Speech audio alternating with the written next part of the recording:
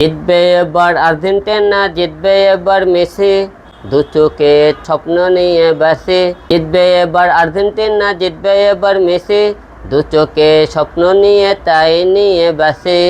আর্জেন্টিনার এবার নতুন গান আসতেছে, আবারও আপনারা দেখার অপেক্ষা থাকুন। আর্জেন্টিনাকে নিয়ে আপনারা যারা ভক্তরা আছেন আপনাদের জন্য গান, কিন্তু আপনারা ব্রাজিলের ভক্তরাও মন খারাপ করেন না, আপনাদের জন্যও গান আছে। আর্জেন্টিনা ব্রাজিল দুইটা নিয়ে আমরা এবার গান নিয়ে আসতেছি আপনাদের জন্য। আর্জেন্টিনার নামটা আর্জেন্টিনা, কিন্তু লোকজন কিন্তু সাপোর্ট করে ব্যক্তি থেকে।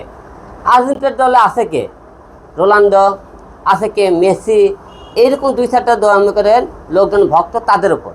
সব মিলিয়ে মনে হয় আর্জেন্টিনার দলটা লোকজন এই কারণে ফলো করে। এবং আর্জেন্টিনা প্রায় দেখবেন আর্জেন্টিনা এমন কোনো বার নাই যে তারা সেমিফাইনালে যায়নি, ফাইনালে যায়নি তারা।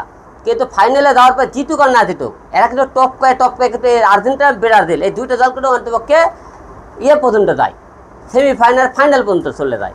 তো আমি শুরু থেকে আমার পরিবার যখন আর্জেন্টিনাকে ভালোবাসে, আমি তখন থেকে আমার বাবাটা তখন মনে করেন খেলা দেখতেছিল, আর্জেন্টিনা বলতেছিল, তাদের এই দেখাতে ভালো লাগাতে আমি আর্জেন্টিনাতে সাপোর্ট করি। আসলে এবার কি আগে থেকে তো সবাই মনে করেন মেসিকে পছন্দ করে, এবারও মেসিকে পছন্দ করবে সবাই। আপনার কি মনে হয় যে কে এবার বিশ্বকাপ নিতে পারে?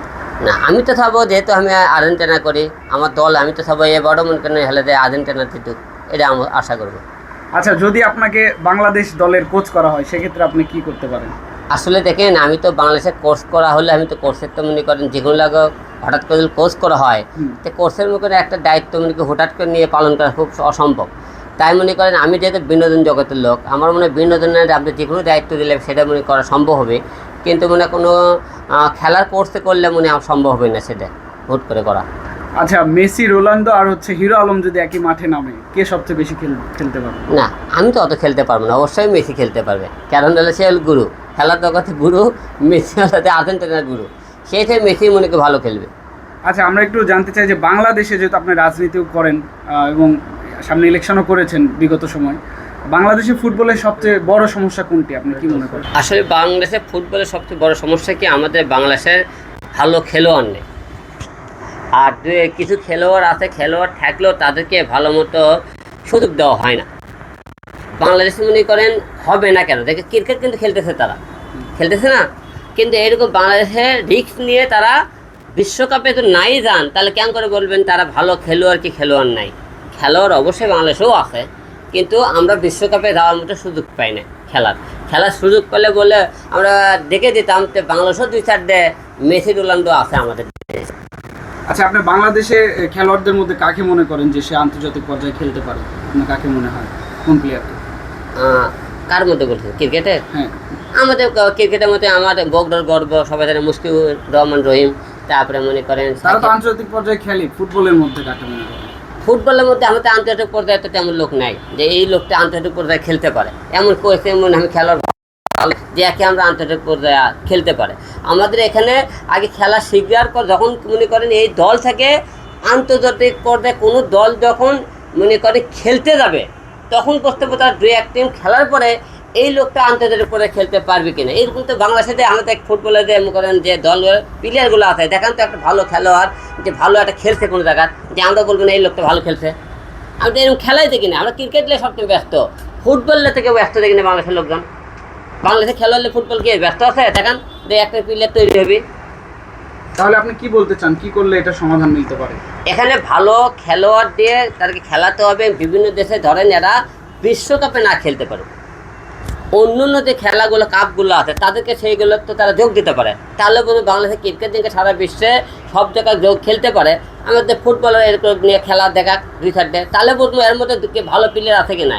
বাংলাদেশে যে কয়টা ভালো ফুটবলের প্লেয়ার আছে এটা আমি নিজেও জানি না, যে তাদেরকে ভালো মতো নিয়ে খেলাই তো দেখিনি মাঠে। আমি তো এরকম দেখি ক্রিকেটের খেলোয়াড় খালি। আপনি কেমন ভালোবাসেন? সামনে পেলে কি করবেন? মেসিকে অবশ্যই ভালোবাসে এবং সামনে পেলে অবশ্যই তাকে মনে করেন কী করবো, যে গুরু আপনার খেলা দেখতে খুব ভালো লাগে, যে আমি আপনার বিশাল একটা ভক্ত, এই কথা বলে একটা সেলফি তুলব। মেসি কি আপনার ভাষা বুঝবে? আপনি কিভাবে বলবেন তাকে? দেখুন, আমরা মেসির ভাষা বুঝবে না, কিন্তু আমি পারি না যে এমন করে এখানে একটু করে হিন্দি করে একটু হলেও কিন্তু পারি। সেই হিসেবে আমি বলার চেষ্টা করব যে आपके साथ में একটা সেলফি উঠাएंगे। এরকম আমি একটু করে হলো মনে করেন, আমি তো একটু করে এখন জানি না, একটু একটু করে তো জানি। কিন্তু মেসি তো হিন্দি বোঝে না। হিন্দি বোঝে মেসি কিভাবে হিন্দি বোঝে? না, আমি অনেক জায়গা দেখি হিন্দিতে অনেকে লোকজন ইয়ে বলে, আমি দেখছি, আমি ইন্টারভিউ দেখছি, মেসি হিন্দিতে কথা বলে? বলে বলে। আপনি কোথায় দেখেছেন এটা? আমি ইন্টারভিউ দেখছি তো। তাহলে আমি আপনি দেখা মনে হয়। মেসিকে হিন্দিতে কি বলতে চান? আমি যখন আপনি মেসির সামনে আসবে আপনাকে বলবো না আমি। আমি এখন একটু আমরা জানতে চাই, না। সবাই আপনার ফলোয়ার যারা আছে তারাও জানতে চায়। हाँ, मेसी के प्रथम देखा पहले আমি বলবো যে मैं बांग्लादेश के हीरो है, मैं आपके खूब भक्त है, मैं आपके साथ एक फोटो उठाई तो এরকম করে বলবো আর কি। নেইমারকে যদি সামনে পান কি করবেন? এই একই স্টাইলে বল। নেইমারের তো আপনি ভক্ত না। না হলো হ্যাঁ, আপনি বলে কথা বলতে বলছেন তার সাথে, যে ভক্তের কথা তো বলবো না। অসংখ্য ধন্যবাদ আলম ভাই। আমরা জানতে চাচ্ছিলাম যে আপনাকে যদি বাংলাদেশের ফুটবলের একদিনের জন্য ক্রীড়ামন্ত্রী করা হয়, আপনি কি উন্নতি কি করতে প্রথম ধাপ কি নেবেন? আসলে ফুটবলের আপনি মন্ত্রী হতে পারবেন কি জানি না, তবে আমি সাংস্কৃতিক মন্ত্রী করলে আমার ভালো হবে, কারণ বিনোদন জগতের লোক তো, এই জগতের করলে আমার জন্য বেশি ভালো হয়। সেক্ষেত্রে আপনি কি করতে পারেন? এখন দেখেন ওই যেহেতু ফুটবল নিয়ে, তারপরে যে কোনো খেলা নিয়ে মনে করেন ওই বিষয়ে আমার একটু কম, একটু সব কিছু মনে করেন জানাশোনা। আমি বিনোদন জগৎ নিয়ে বেশি, আপনি সমালোচনা রাজনীতি নিয়ে বলেন, এগুলো নিয়ে আমি আপনি যে কোনো কিছু করতে পারবো, কিন্তু ক্রিকেট নিয়ে করতে পারবো কি জানি না, তবে তার দায়িত্ব নিয়ে দেখা যেতে পারে কি করতে পারি। আচ্ছা, এমনও কি হয়েছে যে আর্জেন্টিনা ব্রাজিলের খেলা দেখে আপনার প্রিয় দলটির জন্য আপনি কান্না করে দিয়েছেন? না, যখন আর্জেন্টিনা হারে যায় তখন তো অবশ্যই কান্না করার বিষয়। কৃষক একটি মাস দিনের পরে দিন রাত জেগে তাদের খেলা দেখি, এবং মানুষের সাথে এদিনে ক্যাসাল গন্ডগোল হয়, মারামারি হয়ে যায়, তর্ক বিতর্ক হয়, মানে কেন আমার দলে কথাবার্তা বলে, অনেকে না আমার পছন্দের একটা লোককে কেউ বকাথকা করে, গালি দেয়, হেরে গেলে অনেক কিছু বলে, তখন অবশ্যই খারাপ লাগে যে আমার দলটা মনে করেন হারে গেল, অবশ্যই কষ্ট লাগে।